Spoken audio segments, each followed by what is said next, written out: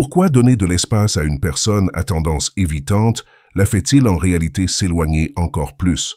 Cela semble être la bonne chose à faire. Les choses deviennent intenses, elle dit qu'elle a besoin de distance, et tu respectes cela en prenant du recul. Mais ensuite, elle disparaît complètement. La connexion que vous aviez construite s'efface soudainement. Ce qui semblait être du respect pour ses limites l'a en réalité poussé encore plus loin. Aujourd'hui, tu vas comprendre le grand mensonge derrière le besoin d'espace, pourquoi les personnes évitantes utilisent cette excuse pour se protéger, et la méthode en 3 étapes qui peut sauver ou détruire la relation.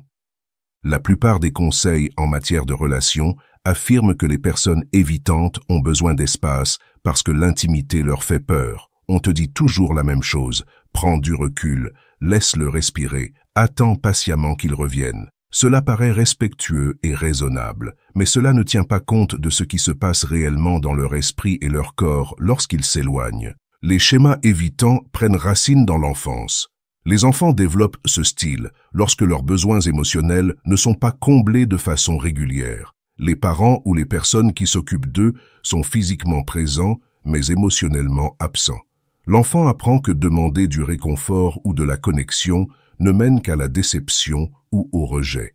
Il s'adapte alors en cessant de demander quoi que ce soit aux autres. Avec le temps, cela devient automatique. Son cerveau se programme pour voir la proximité comme dangereuse. Pas parce que l'intimité est réellement une menace, mais parce qu'être vulnérable dans le passé a toujours mené à la douleur. Ce schéma reste actif à l'âge adulte, fonctionnant en arrière-plan et déclenchant des défenses automatiques quand la connexion devient trop profonde. Le schéma de l'éloignement suit toujours les mêmes étapes. Quand la proximité émotionnelle franchit une certaine limite, leur esprit et leur corps réagissent comme s'ils étaient en danger. Cela se produit sans qu'ils le décident consciemment. Même s'ils savent que la relation est saine, leur système nerveux ne le reconnaît pas. Ils détectent une menace et activent le mode protection. Une réaction en chaîne commence. Soudain, ils se rappellent pourquoi l'indépendance est si importante, se concentrent sur les défauts de leur partenaire, ressentent le besoin de renouer avec des ex ou de chercher de nouvelles personnes.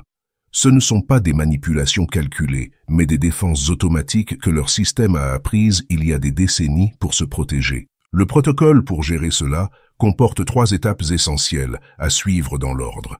Se tromper d'ordre peut causer plus de dégâts que de ne rien faire. La première étape consiste à garder tes émotions stables sans faire de leur retrait un problème personnel. Quand quelqu'un s'éloigne, l'anxiété surgit naturellement. Les questions envahissent ton esprit. Qu'ai-je fait de mal? Est-ce qu'il tient encore à moi? La relation est-elle terminée? Ces sentiments sont légitimes, mais agir sous le coup de l'anxiété les pousse encore plus vers la fermeture. Leur système est déjà en mode menace. Les poursuivre anxieusement confirme ce que leur cerveau croit. La proximité est dangereuse et signifie la perte de liberté. Rester stable, c'est vivre ta vie pour de vrai, pas comme une stratégie pour les rendre jaloux ou prouver ton indépendance. Va à la salle de sport parce que le mouvement t'aide à gérer le stress, pas pour montrer que tu vas bien sans eux. Passe du temps avec tes amis parce que ces liens comptent, pas pour prouver que tu as d'autres options. Pratique tes loisirs et poursuis tes objectifs parce qu'ils ont du sens pour toi. Il ne s'agit pas de faire semblant de ne pas t'en soucier, mais de refuser de t'abandonner pendant que l'autre traverse son processus. Leur système fait la différence entre une vraie stabilité et une indifférence feinte. Seule la version authentique crée la sécurité dont ils ont besoin pour revenir vers la connexion. La deuxième étape implique un contact stratégique qui maintient le lien sans exercer de pression. C'est là que la plupart des gens se trompent. Soit ils disparaissent complètement, pensant que donner de l'espace signifie silence total, soit ils compensent en vérifiant constamment, ce qui ressemble à de la poursuite. Aucun des deux ne fonctionne, car les deux confirment leur peur. Le silence total confirme leur croyance que les gens partent quand les choses deviennent sérieuses, renforçant leur besoin de se protéger. Le contact constant confirme que la proximité signifie perdre son indépendance et se noyer dans les besoins de l'autre. Le contact stratégique, ce sont des interactions brèves et chaleureuses qui montrent de l'intérêt sans rien attendre en retour. Un message sur quelque chose qui leur tient à cœur, partager un article lié à leurs intérêts, évoquer un souvenir amusant de la relation. Ces points de contact doivent vraiment se concentrer sur eux en tant que personne, pas comme des tentatives cachées de relancer la conversation ou de chercher de l'assurance. Le timing compte aussi. Un vrai contact tous les quelques jours maintient le lien sans pression. Plus fréquent, cela ressemble à de la poursuite et réactive leur défense. La troisième étape est la plus contre-intuitive. La plupart la sautent. C'est pourquoi leurs efforts échouent, même s'ils font tout le reste correctement. Après avoir gardé ta stabilité et maintenu un contact minimal pendant un certain temps, généralement 1 à 2 semaines, selon l'histoire de la relation, il faut une conversation directe mais douce sur le schéma lui-même, pas sur cet épisode précis de retrait, mais sur le schéma qui se répète. Cette conversation n'est pas là pour exiger des explications ou exprimer des sentiments blessés, même si ces émotions sont légitimes. Il s'agit de nommer le schéma observé de façon neutre et curieuse, invitant à la réflexion plutôt qu'à la défense. Par exemple, remarquez que lorsque la connexion s'approfondit, il semble y avoir un changement prévisible où la distance devient nécessaire, et demandez s'ils ont remarqué ce schéma dans leur relation en général. La façon dont tu présentes les choses est cruciale. L'aborder comme un problème partagé à comprendre ensemble, plutôt que comme une faute, crée la sécurité nécessaire pour un vrai dialogue. La plupart des conseils sur l'attachement évitant s'arrêtent à donner de l'espace. C'est pourquoi tant de gens restent coincés dans des cycles douloureux avec des partenaires qui partent et reviennent. L'espace seul n'est pas la solution. Sans les autres étapes, il ne fait que calmer leur système, puis ils reviennent jusqu'à ce que le cycle recommence. Rien ne change car rien n'est abordé. La relation devient une boucle. Proximité, retrait, retour, proximité, retrait, retour. Chaque cycle érode la confiance et la sécurité des deux. Comprendre ce qui est vraiment nécessaire demande de voir comment ces schémas se développent. Les enfants à attachement évitant apprennent qu'exprimer leurs besoins mène au rejet ou à la déception. Ils n'apprennent pas que les besoins sont mauvais, mais que les montrer aux autres pose problème. La solution devient alors de tout gérer seul. Cela façonne leur façon de se lier. Adultes, ils n'ont pas peur de l'intimité en soi, mais de la vulnérabilité qui vient avec le fait de dépendre de quelqu'un, car historiquement, la vulnérabilité signifiait la douleur. Quand ils s'éloignent, ils ne décident pas consciemment de créer de la distance. Leur système nerveux exécute un programme automatique pour les protéger de la vulnérabilité que demande une proximité profonde. Ils peuvent l'expliquer comme un besoin d'espace, un focus sur leurs objectifs ou des doutes sur la compatibilité. Mais sous ces explications conscientes, il y a un système qui cherche à rétablir l'équilibre en réduisant l'exposition émotionnelle. Les pensées qui surgissent pendant le retrait, se concentrer sur les défauts, se rappeler l'indépendance, idéaliser les relations passées, ne reflètent pas leurs vrais sentiments. Ce sont des mécanismes de défense que leur cerveau génère pour justifier la distance que leur corps réclame. Le partenaire qui voit l'autre s'éloigner fait face à son propre défi. Voir quelqu'un se retirer sans explication claire déclenche la peur de l'abandon, surtout chez les personnes à attachement anxieux. L'envie de poursuivre, de réparer, de chercher l'assurance que tout va bien est puissante et compréhensible. Mais agir ainsi crée exactement la dynamique que leur système cherche à fuir. Poursuivre confirme que la proximité signifie perdre son indépendance et être submergé par les besoins émotionnels de l'autre. Cela les pousse encore plus vers le retrait. Ce cycle de poursuite et de retrait devient de plus en plus douloureux. Rompre ce cycle demande que les deux fassent quelque chose de différent. Mais le partenaire non évitant doit agir en premier, car il a généralement plus de conscience du schéma. Cela ne veut pas dire que tout repose sur lui, ni que la personne évitante n'est pas responsable de ses schémas. Cela signifie que quelqu'un doit interrompre le cycle et celui qui comprend le mieux ce qui se passe est mieux placé pour le faire. La partie stabilité du protocole s'attaque directement à la dynamique de poursuite-retrait. Quand le partenaire non évitant garde une stabilité émotionnelle authentique et continue à investir dans sa vie, il communique quelque chose dont le système de l'autre a besoin. Il ne va pas s'abandonner pour la relation. La proximité ne signifie pas perdre son identité. La vulnérabilité n'apporte pas les mêmes dangers qu'autrefois. Cela ne peut pas être joué. Leur système a des années d'expérience pour détecter le faux. Il interprétera une stabilité feinte comme de la manipulation, ce qui approfondit la méfiance. La partie contact maintient la relation vivante pendant le retrait sans déclencher plus de fermeture. Le silence total leur permet de rationaliser la distance, de se convaincre que la relation n'était pas si importante. Ils recommencent à ériger les murs que l'intimité avait commencé à abattre.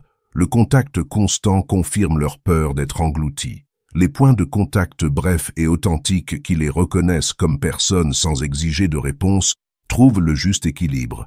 Ils maintiennent le lien sans pression, communiquent un intérêt sans poursuite et leur donnent la preuve que cette relation peut être différente. La conversation aborde le problème central que l'espace seul ne résout jamais. Les schémas évitants sont automatiques et inconscients. Sans amener de la conscience sur le schéma, rien ne change. La personne s'éloigne, se régule par la distance, se sent assez en sécurité pour revenir, se rapproche, puis s'éloigne à nouveau. Chaque cycle renforce le schéma. La conversation interrompt cette boucle en la rendant visible et en invitant à la comprendre ensemble. Le timing de cette conversation détermine si elle ouvre le dialogue ou déclenche plus de retrait. Trop tôt, alors qu'ils sont encore fermés, leur système le voit comme une confrontation et il s'éloigne plus. Trop tard, une fois revenu à la normale, ils minimisent le schéma ou n'arrivent pas à se reconnecter à ce qu'ils ressentaient pendant le retrait. La fenêtre idéale est 1 à 2 semaines après le début du retrait. Le choc initial est passé, mais la déconnexion totale n'est pas installée. Ils sont assez calmes pour réfléchir, mais encore connectés à ce qui a déclenché la distance. Les mots utilisés dans cette conversation sont essentiels. Un ton accusateur, comme dire qu'il fuit toujours quand les choses deviennent sérieuses, active la défense. Cela confirme leur peur que la vulnérabilité mène à la critique. Se placer en victime, en exprimant combien leur retrait fait mal, déclenche la culpabilité et plus de distance. Un ton curieux et observateur, qui nomme le schéma de façon neutre, ouvre un espace pour réfléchir, reconnaître que la proximité semble déclencher un changement prévisible vers la distance, demander si c'est un schéma familier, s'interroger sur leur expérience dans d'autres relations. Ces approches invitent à explorer plutôt qu'à se défendre. Beaucoup évitent cette conversation, car ils ont peur de forcer ou de ne pas respecter les limites. Cette inquiétude est compréhensible dans une culture qui valorise l'espace et la non-dépendance. Mais cela confond la poursuite émotionnelle avec la communication honnête. Poursuivre quelqu'un qui s'est retiré, vérifier constamment, exprimer son anxiété ou chercher de l'assurance, c'est problématique et cela les éloigne. Nommer un schéma observable et inviter au dialogue est fondamentalement différent. L'un cherche du réconfort et de la validation. L'autre veut comprendre et aborder une dynamique qui touche les deux. La façon dont ils réagissent à cette conversation révèle des informations cruciales sur la viabilité de la relation. Quelqu'un qui reconnaît le schéma, exprime sa volonté de travailler dessus et fait de vrais changements au fil du temps, montre une capacité à une relation sécurisante. Les changements peuvent inclure remarquer quand le retrait commence, communiquer au lieu de disparaître, rester présent dans l'inconfort, travailler activement à tolérer une plus grande proximité. Le progrès n'est pas linéaire et il y a des retours en arrière, mais la tendance est à plus de connexion et moins de défense.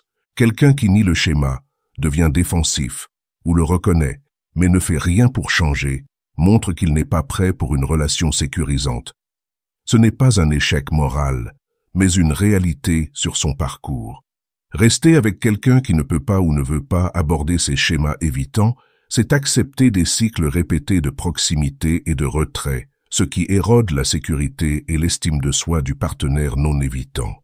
À un moment, accepter le schéma, c'est accepter que la relation sera toujours limitée par les blessures d'attachement non résolues. Le récit culturel autour de l'attachement évitant présente souvent cela comme quelque chose que le partenaire doit toujours accommoder, comme si respecter le style d'attachement signifiait ne jamais aborder son impact sur la relation. Cela méconnaît la théorie de l'attachement et la dynamique saine. Les styles d'attachement décrivent des schémas, pas des identités fixes. Ce sont des réponses apprises qui peuvent évoluer avec la conscience et l'effort.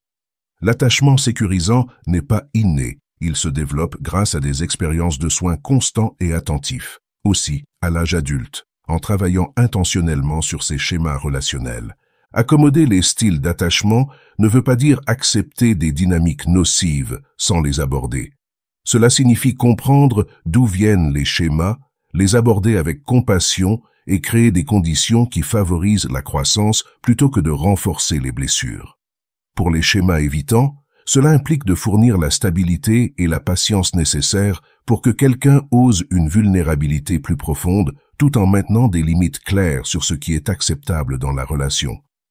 C'est être prêt à naviguer leur inconfort avec la proximité sans abandonner ses propres besoins de constance et de présence émotionnelle. Le protocole spécifique présenté ici, stabilité, contact stratégique et conversation directe, fonctionne parce qu'il répond à ce dont leur système nerveux a réellement besoin, pas à ce que le bon sens suggère. Le bon sens dit que si tu leur donnes de l'espace, ils reviendront quand ils seront prêts. C'est partiellement vrai, mais incomplet. Ils peuvent revenir, mais si le schéma sous-jacent n'est pas abordé, ils repartiront dès que l'intimité s'approfondit. Le cycle continue indéfiniment, à moins que quelqu'un ne l'interrompe avec une approche différente. La stabilité répond à leur peur que la proximité signifie se perdre et être englouti par les besoins de l'autre. Le contact stratégique répond à leurs besoins contradictoires de connexion malgré leur défense. La conversation aborde le schéma lui-même, en amenant de la conscience à ce qui fonctionnait automatiquement.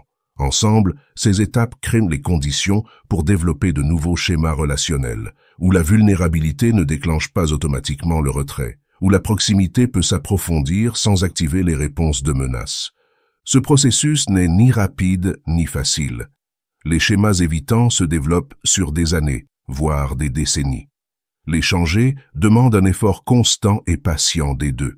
Le partenaire non évitant garde ses limites et sa stabilité émotionnelle tout en restant présent dans l'inconfort de l'autre. La personne évitante fait le travail le plus difficile. Rester présente dans son propre inconfort, résister à l'envie de s'éloigner quand l'intimité active ses défenses, construire sa capacité à tolérer la vulnérabilité. Les deux travaillent à comprendre le schéma et à l'interrompre dès qu'il commence, au lieu de le laisser suivre son cours automatique. Le succès ne se mesure pas à l'élimination totale de l'envie de se retirer, mais à la façon dont chacun gère cela quand ça arrive. La personne évitante peut-elle remarquer l'envie de s'éloigner et en parler au lieu de disparaître? Le partenaire non évitant peut-il rester ancré quand le retrait survient, au lieu de poursuivre anxieusement ou de se fermer? Le couple développe-t-il un langage commun et des outils pour naviguer ensemble? Ces marqueurs indiquent un mouvement vers une relation plus sécurisante, même si les schémas d'attachement ne sont pas complètement transformés. La question de rester avec quelqu'un qui a des schémas évitants dépend entièrement de sa réaction à la prise de conscience et de sa volonté de changer. L'attachement évitant n'est pas un motif de rupture. Beaucoup de personnes à tendance évitante développent des relations sécurisantes grâce à l'effort et à la conscience de soi. Le vrai problème est le refus de reconnaître les schémas ou de faire de vrais efforts pour les changer. Une relation où l'un se retire continuellement sans conscience ou effort devient une relation où l'autre s'abandonne pour maintenir le lien. Cette dynamique érode les deux avec le temps. Le grand mensonge sur l'espace évitant n'est pas que l'espace n'est jamais nécessaire ou utile. Parfois, les gens ont besoin de temps pour traiter, réguler leurs émotions ou réfléchir. Le mensonge, c'est que l'espace seul résout les schémas évitants, que donner à quelqu'un la possibilité de se retirer et attendre son retour crée un changement durable. Ce n'est pas le cas. L'espace, sans les autres étapes, ne fait que permettre au schéma de se répéter et de se réinitialiser pour le cycle suivant. Le vrai changement demande d'amener de la conscience sur les schémas automatiques, de créer la sécurité pour la vulnérabilité, et que les deux travaillent à construire quelque chose de différent de ce que leurs systèmes nerveux ont appris à attendre des relations. Si tu es confronté à quelqu'un qui s'éloigne quand la relation devient plus intime, essaie le protocole en 3 étapes. Garde ta stabilité sans faire de son retrait un problème personnel. Maintiens un contact bref qui préserve le lien sans pression. Et engage une conversation directe sur le schéma après 1 à 2 semaines. Le résultat de cette conversation te dira ce qui est vraiment possible dans cette relation. Partage ton expérience sur la navigation des schémas évitants. Si cette vidéo t'a aidé à comprendre ce qui se passe vraiment pendant ces périodes de retrait, aime et abonne-toi pour plus de contenu sur l'attachement et les dynamiques relationnelles. Merci d'avoir regardé.